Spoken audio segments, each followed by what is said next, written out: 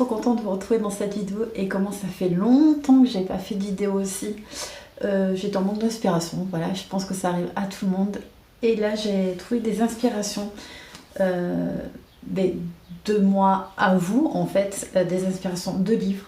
Donc on va parler sur le livre sur l'hypersensibilité. Ensuite on va parler de mon dernier livre que j'ai pas fini, que je suis en train de découvrir en même temps, sur booster sa confiance en soi. Et un ancien livre que j'ai depuis très longtemps et que quand ça ne va pas ou quoi, je me replonge dedans, c'est sur la Sophro, la méthode No Stress et Happiness. Donc je vais vous faire découvrir ces trois petits livres. Donc c'est parti. Donc on va parler de ce livre sur l'hypersensible, mieux se comprendre pour mieux s'accepter. Je les trouve vraiment très intéressant et vu le prix, pourquoi pas. C'est un livre qui m'a beaucoup aidé. Il y a l'année dernière, je crois que je l'avais acheté. Il explique vraiment tout.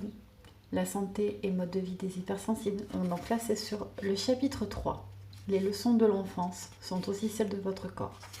Malheureusement, des fois, on est comme ça par rapport à notre façon de voir les choses, notre éducation, la façon dont on était quand on était enfant. Franchement, je trouve ça vraiment très bien ce livre. Il est complet pour ma part. Il y a des choses dedans, des petites réflexions, des petits trucs qu'on nous envoyait quand on était petit. Pleurnichard, peau mouillée, rabat-joie. C'est des choses que j'avais déjà entendues, même entre copains, copines à l'époque, ou des trucs comme ça. Ou chose aussi que j'ai entendu souvent, c'est qu'on prend les choses trop à cœur. On a l'impression en fait qu'on n'est pas normal. Et en fait ici, on est normal. Dedans, vous avez aussi quelques histoires de gens. Je vous montre un petit peu comme ça. Après, vous avez des petits exercices aussi dans ce livre et que je trouve ça vraiment très intéressant. Donc, je vous montre la table des matières. Donc, êtes-vous hypersensible? Vous avez un questionnaire. Qu'est-ce qu'un hypersensible? Qu'est-ce quelqu'un qui se croit à tort anormal? Chose que je pensais aussi par rapport à moi. Poussant plus loin l'analyse, vous saurez ce que vous êtes vraiment. Je trouve ça vraiment très intéressant. Santé et mode de vie des hypersensibles. Les leçons de l'enfance sont aussi celles de votre corps. Après, vous avez le recadrage de votre enfance et de votre adolescence. Soyez un parent pour vous-même. Ensuite, il y a les rapports sociaux, l'épanouissement, vous, au travail. Donc ça, c'est quelque chose aussi qui m'a beaucoup aidée parce que j'ai eu des choses de ma vie de tout le temps. Quand je travaillais tout, c'était quelque chose de très compliqué au niveau du travail. Les relations intimes. Après, on a aussi comment refermer les blessures les plus profondes. Je pense qu'on a tous des blessures, on a tous des histoires différentes des uns des autres. Franchement, c'est un livre qui est vraiment très complet, que je recommande vraiment à 1000%.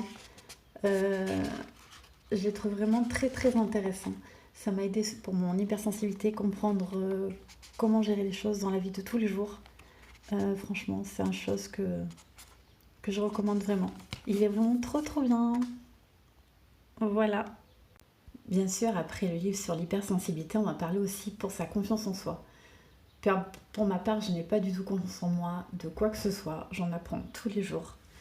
Ce livre-là, je l'ai trouvé vraiment complet. Je ne l'ai pas fini d'ailleurs. J'en suis bien loin de l'avoir terminé. Je l'ai un peu fêté. J'ai commencé à lire. J'ai commencé aussi à créer des choses.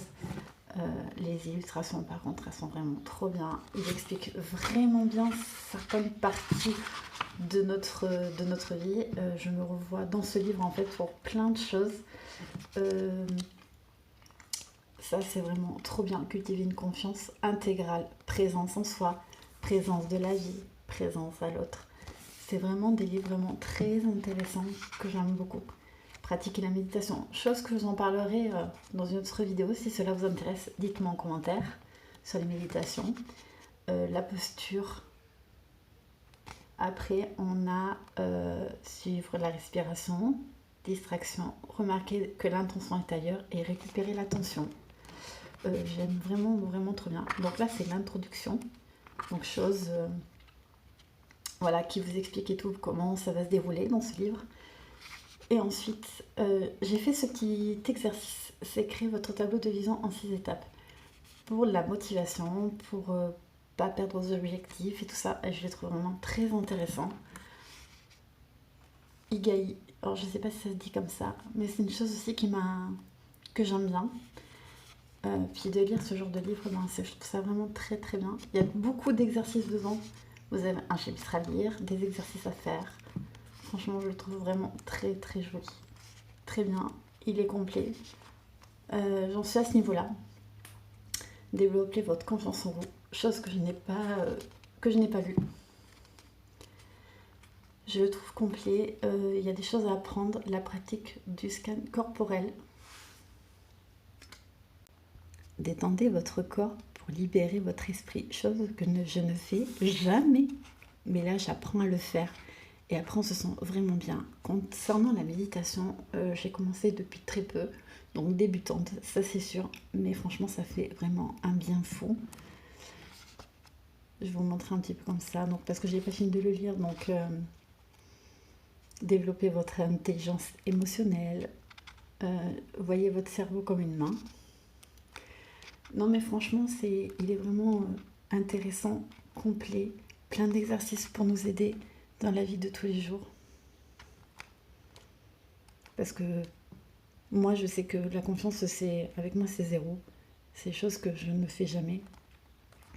Exercice sur le journaling. Après, vous avez l'écoute généreuse. Vous avez plein de petits exercices qui vaut vraiment le coup.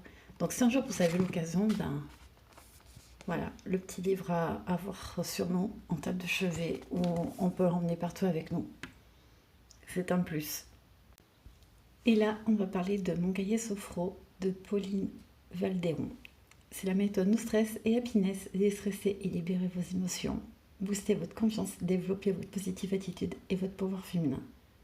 Tous les rituels quotidiens pour être bien, body et mind. Franchement, ce livre-là, je l'ai adoré. Dedans, vous avez... Voilà, j'avais commencé à faire un petit questionnaire. De toute façon, je vous montre. Hop. Et là, pour moi, j'ai besoin de me coucouner, chose que c'est vrai. Après, il conseille ce que c'est la sophrologie. C'est quelque chose vraiment très intéressant.